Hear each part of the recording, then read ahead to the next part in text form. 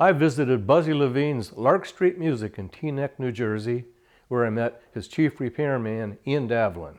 That store is loaded with the most vintage stuff I've ever seen. It's been around a long time.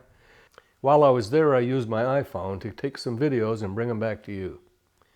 The first one is Davlin rounding and taking off the burrs on the ends of frets using the really old diamond fret file from at least 20 or 25 years ago, and it's kind of a thrill to see a tool last that long.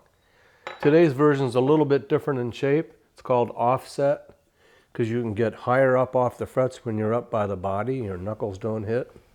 I think I'll have to send one of these to Ian for his birthday.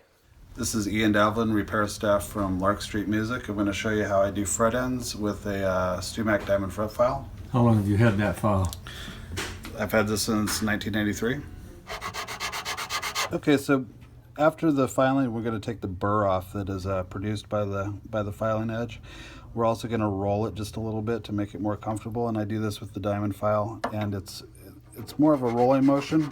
So I'm going over the top of the fret like such, and it's putting that nice round on there. It's a little hard to see on an iPhone video, but what he's doing here is knocking off the sharp edges that you can feel with your hand as you play, and rounding off the end of that fret at the same time because of the shape of the file. When you're gluing braces in an acoustic guitar, it's tricky to clean up the glue squeeze out. Ian has a great tip for this. All right, so when you're re-gluing braces, you're going to get squeeze out, and it's going to get hard to get to with all your clamps in the way and everything.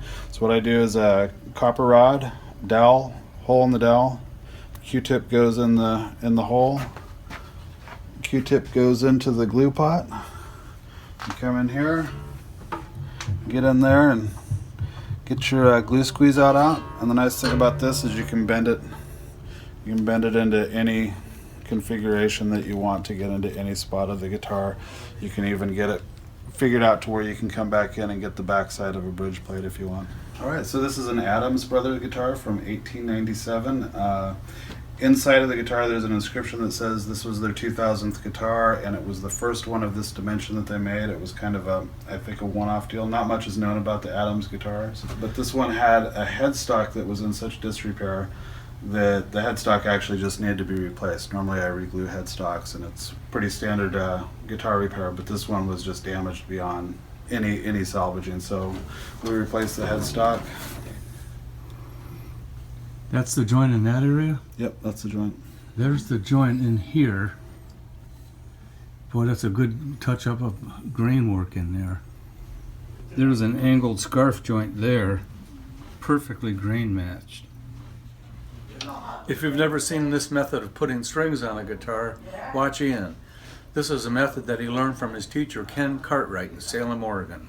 So I see a lot of different string change techniques, and a lot of people will come out a certain distance past the string post and give it a snip, or sometimes they'll give it a little bit of slack and wind it up.